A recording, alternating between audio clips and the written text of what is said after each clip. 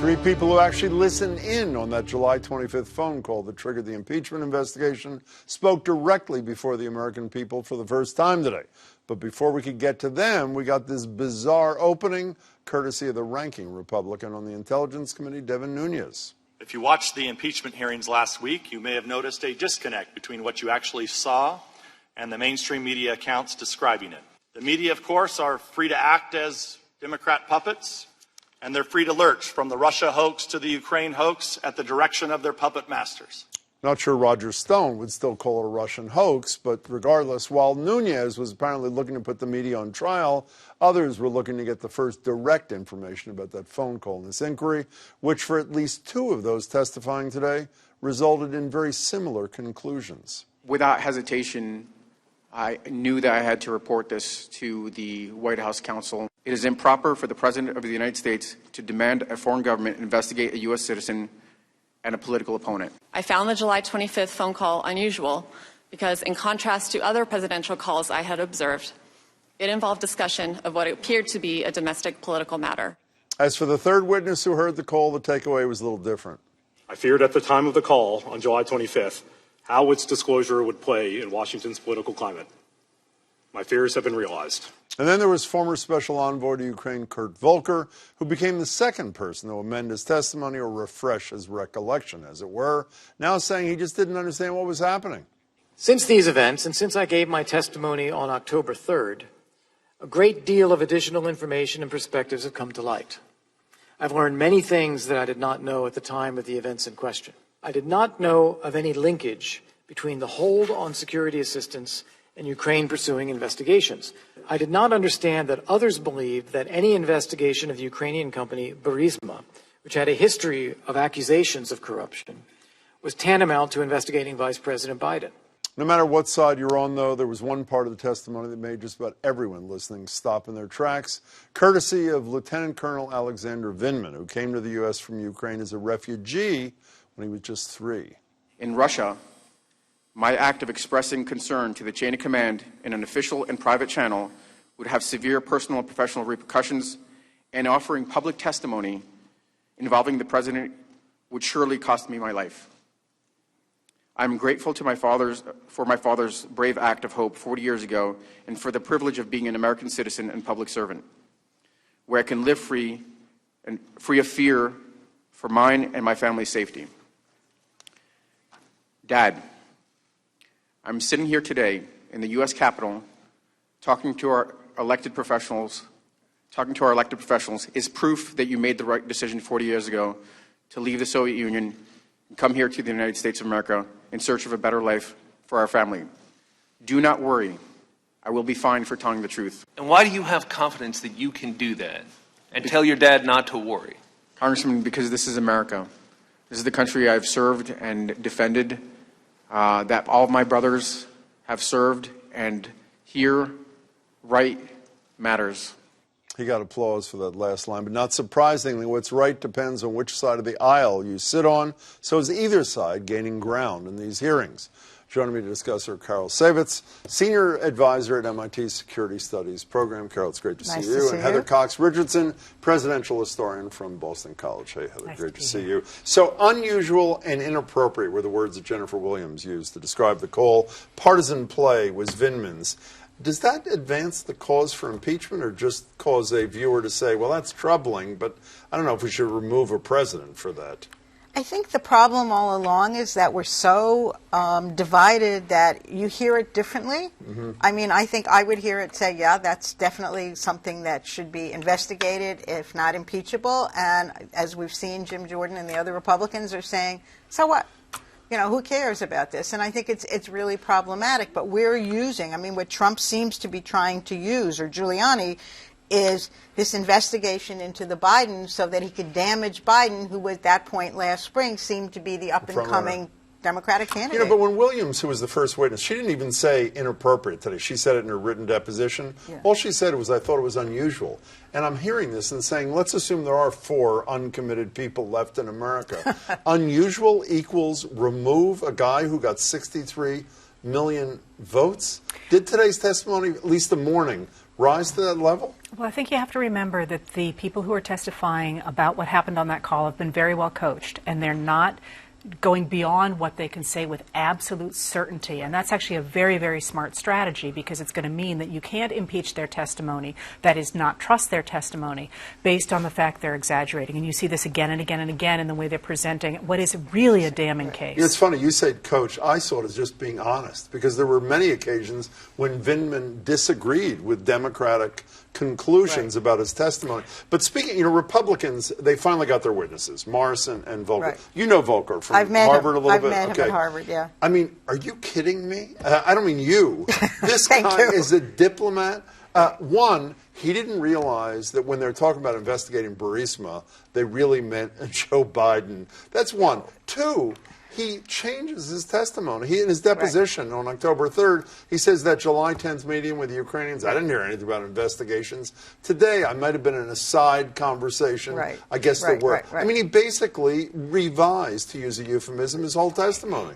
You know, it seems that we were talking about this as we were waiting to come on. It seems to me that Volker, when I met him, came across as being sincere and ardent proponent of helping Ukraine and really in their corner on this, particularly when it came to Russia. And so maybe he thought that this was a way to get Ukraine what it needed, because he was so ardently pro-Ukraine, even if he had to make this questionable assumption about, or, play on behalf of Well, it's the not just questionable assumptions. Like, for example, about the Burisma thing, it appears to me a misrepresentation of what happened in a critical meeting, that July 10th meeting. And by the way, there are other reversals as well. The Republican witness may end up being the best witness for the Democrats. Which speaks to why it was important to have the initial hearings in private, so they couldn't compare notes ahead of time, because now they're all madly rewriting things. One of the Republican themes in defense of the president, and they sounded it again today, is the guy, meaning Donald Trump, was concerned about corruption. And this was what he focused on in the world of corruption. Does it pass the laugh test or no? No. One that doesn't pass the, well, because it's not he didn't ask for broad investigation of corruption, which would, by the way, have been done in private, not in public. He wanted to go ahead and single out this one company that was affiliated with the son of his chief rival at the time. One of the important points always to remember about this, though, that's getting buried, is that this is about Ukraine. It is about the lack of money going to Ukraine. It is about standing off against Russia there.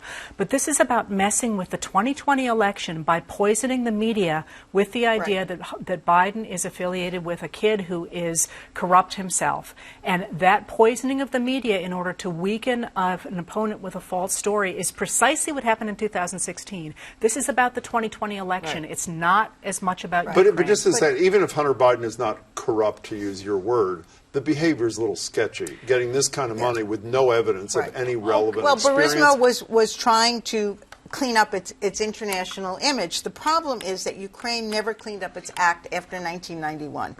And Ukrainian corruption and lack of economic reform allowed it to be played both by the Russians and now by Donald Trump. And it's really an issue, particularly in the natural gas and oil business. Can we talk about the lawyering today? One of the functions of Steve Castor, who's the counsel for the Republicans, was to impeach the credibility of a guy who was pretty sympathetic, Vindman. And he said a couple of things. One, he mentioned that his supervisor is testifying this afternoon, Morrison, questioned his competence. In fact, right after that, the White House tweeted this out.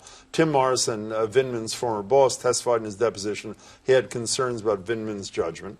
There are questions about whether or not Vindman exaggerated his importance, which it seems he may have slightly, at least in some of the writings. But then, and I thought this was relatively effective, even though many others were troubled by it, the counsel had an exchange with Vindman about something virtually none of us knew about, that he had been offered the defense minister job, not once, but 3 times to Ukraine. Here's that exchange.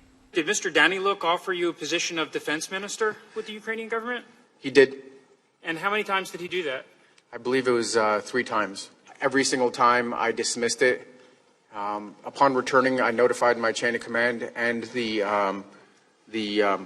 appropriate counterintelligence folks about the offer. I'm an American. I came here when I was a toddler, and I immediately dismissed these offers, did not entertain them. You know, a lot of liberal social media was appalled by the questions. And my reaction was, you can draw whatever conclusion you want. Isn't that a relevant fact for the jury, the American people?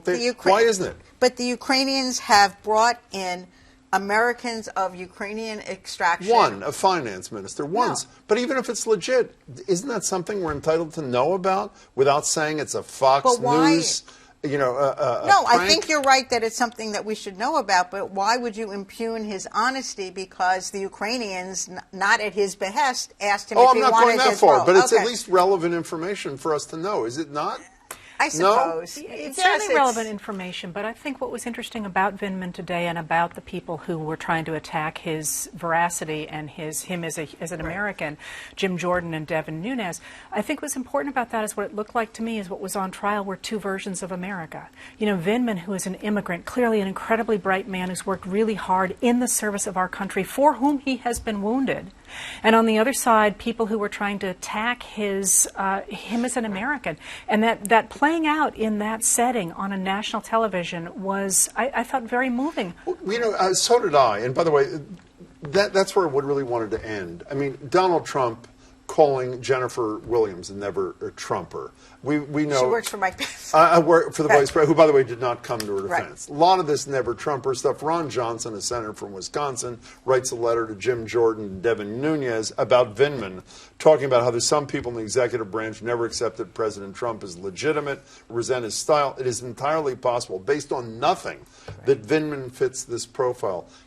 What's the impact going forward on the next Vindman who is contemplating spending their life in public service? I mean, the way Trump attacked Yovanovitch the other day, that's their strategy, to make sure that people think twice, 3 times about coming forward with any information, particularly if it implicates this president. Or even serving, it would seem to me. If you know you dedicate your life, you're wounded in battle, and this is how you're treated by the leaders of your country, regardless of who you believe. No? Well, it sounds rather more like the old Ukraine and Russia than it does like in America. And I would like to point out that today is the anniversary of Lincoln giving the Gettysburg Address, which he ended with the idea that we had to fight to guarantee the government of the people, by the people, and for the people did not perish from this earth. And here we are again. Wish I had said that instead of you, Heather. Thank you so much Good to for see that. You, Appreciate it, Carol. Thanks. Really appreciate your time.